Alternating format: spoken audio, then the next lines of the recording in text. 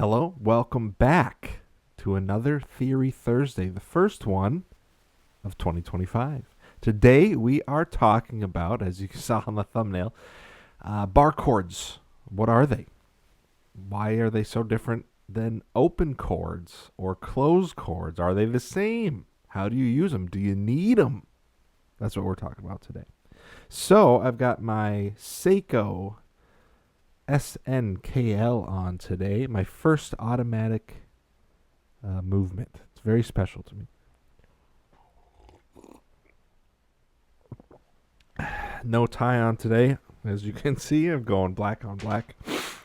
And as always, if you've been enjoying these, you please like and subscribe to the channel. It helps me out a lot and lets me keep doing these. And I love making these videos, and I want to keep doing them. So, bar chords. I don't think there's anything else to say. So, without further ado, let's go.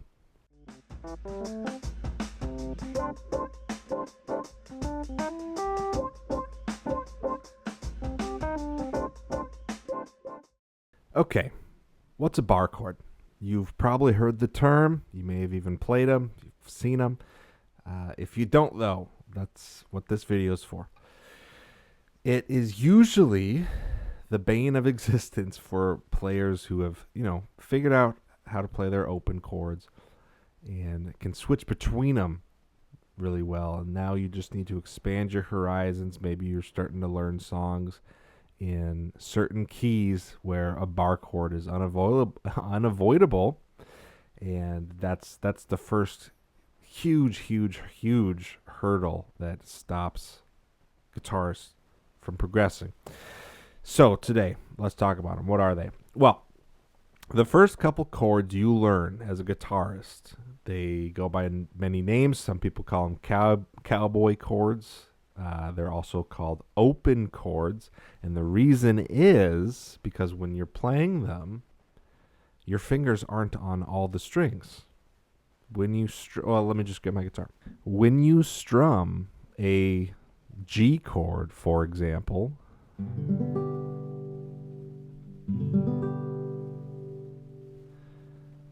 you got fingers on the E and the A string, and then the top E string, and then those three in the middle, D, G, B, those strings are all ringing out. And we don't need fingers on them because D, G, and B are all notes within the G major chord. And that's why that works. That doesn't mean you can't play it as a bar chord. So, here's the chord chart for the G chord I was just playing. That's a G open chord because there's open strings that are ringing. And here is a G bar chord.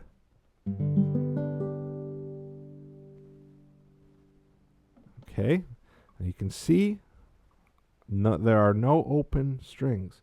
I've got my first finger barred on the 3rd fret, and then I'm playing. This shape might be familiar to you because it's the same as the E shape. I'm just bumping it up to the 3rd fret so I can play a G. Anyway, the big difference here, no open strings. So here's the chord chart for the G bar chord.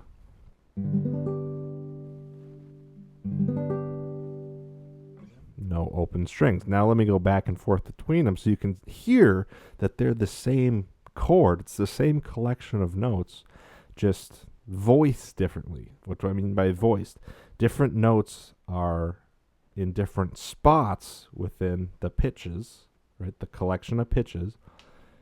Whether the D might be an octave higher, or the B might come before the G in this case. So it's just a different collection of the same 3 notes.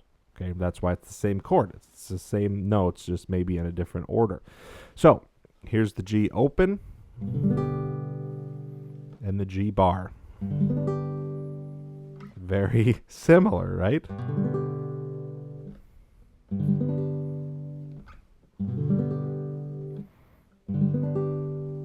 Okay, so both work. It's the same chord. It's just you're ordering things differently, and one has open strings and one doesn't. So now I'm sure you're thinking, well, John, why would you do that? Isn't playing open chords way easier? There are a couple different answers to this. Yes, open chords are much easier on your fingers and on your hand, because that big first huge hurdle after you've got your chords down and the technical ability to switch between them is building up your hand strength just to be able to clamp down on the guitar neck. That's a huge hurdle for the beginner guitarist.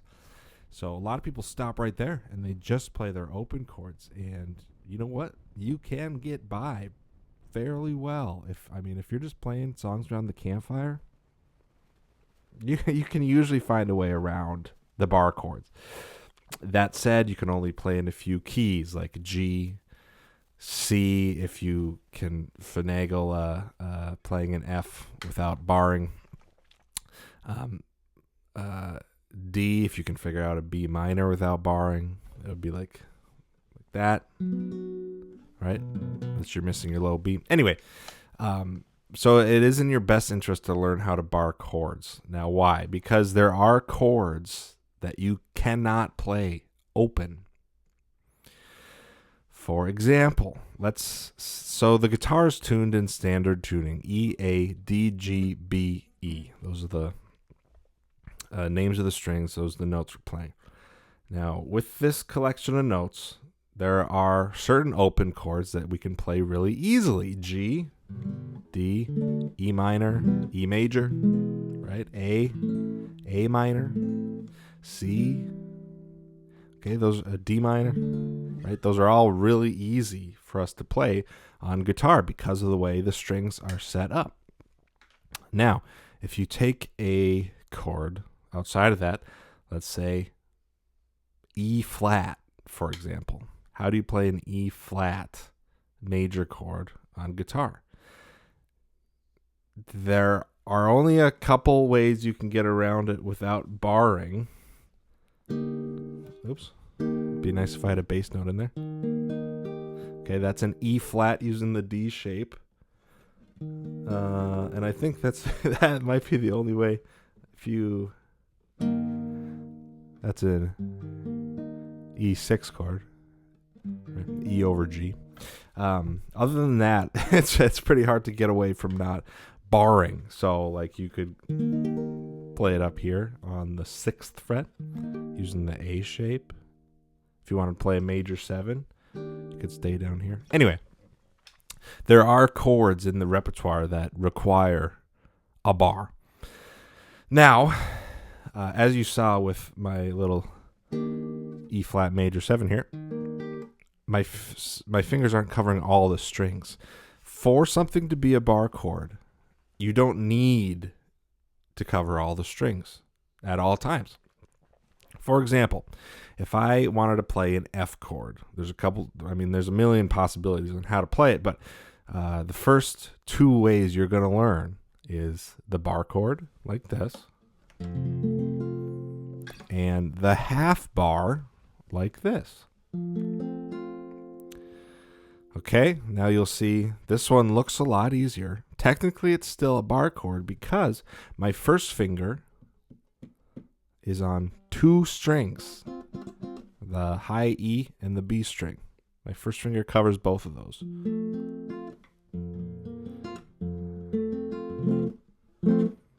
Okay, so for something to be a bar chord, you just need to have at least one finger on more than one string. That's it. So stuff like that we might call a half bar or a partial bar.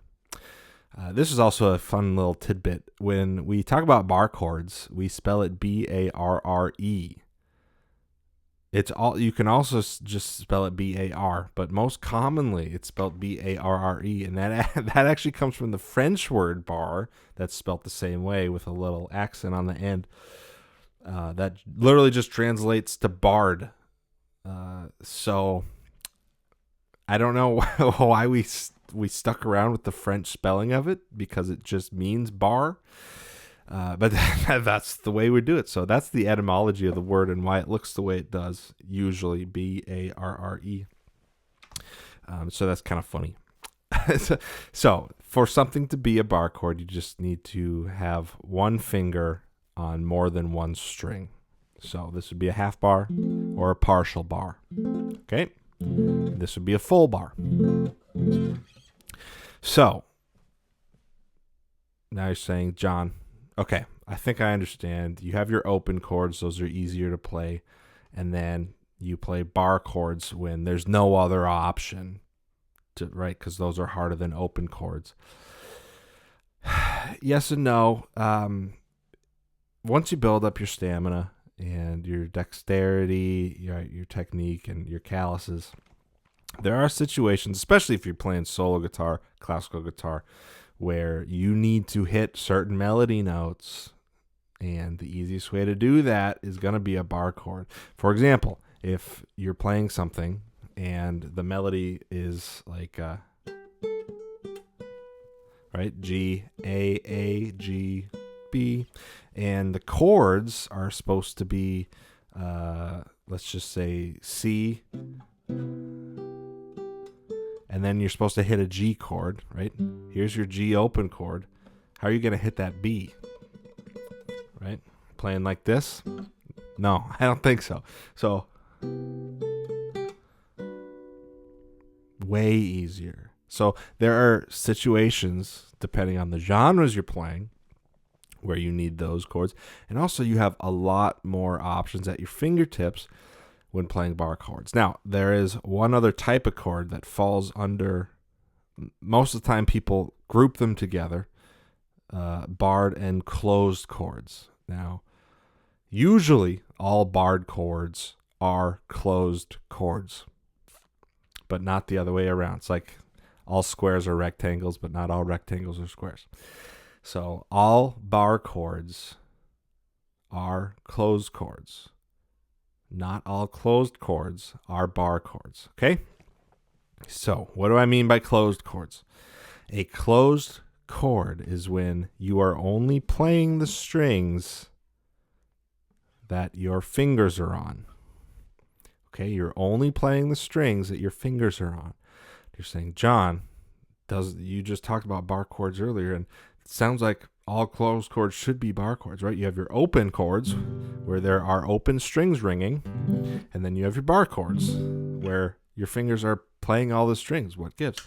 There are situations where you can have shapes, chord shapes, where they're not bar chords, but you're only playing you only want to be playing the strings that your fingers are on. For example, probably the most commonly learned first jazz shape is the major 7 shape. Let's do it on the A string. So I want to play a C major 7 with my root on the A string. So I'm going to play C, and we're going to use the A shape. So you know your open A chord. All right, let's slide that up. Okay, now there's a bar chord. You can play all those. Now let's make it a major 7. Oops. Not a major 9. It's a major 7 chord. Now, right now I have this barred. So I can play all these strings, but if I want it, I don't even need to. I can make it easier on myself, and I don't need to bar this 3rd fret. I can lift up and just play that C.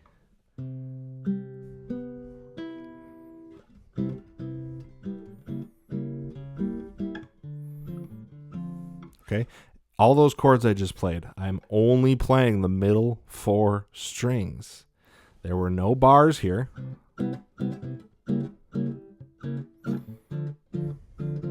Those are all closed chords. Now, all these closed chords are great because you can move them wherever you want. So if you know the shape, you can move it wherever you want if you know where your bass note is. So, for example, this is a C major 7. If I wanted to play an E flat major 7, I just take the bass note, move it up to E flat, and there's an E flat major 7. So that's the beauty of closed chords. Now, my ear is driving me crazy. I have to I have to finish this progression.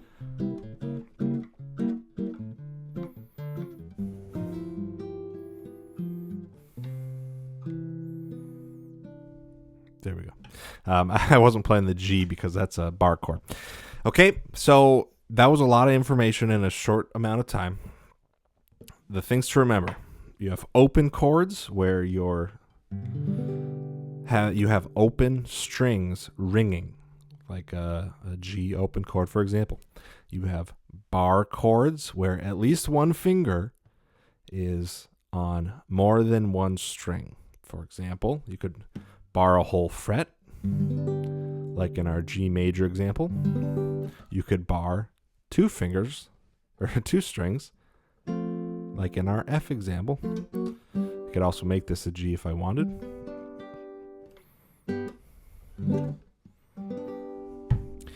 And so those we would call partial bars or half bars, but they are still bar chords. And then lastly, we have closed chords. Closed chords are you're only playing the strings that your fingers are on. The beauty of that is you can move them anywhere. So bar chords are technically closed chords because, you're only playing the strings that your fingers are on, and you can move them everywhere. Right? If you know a shape, you can play whatever chord you want if you know your bass note. So if this is a G major, this would be a C major. Right? Same chord. Okay, and then the last part of the closed chords is they don't need to be bar chords. As long as you only play the strings that your fingers are on. Okay, that's enough information for today. Hopefully you learned something, and we'll see you next time. Bye.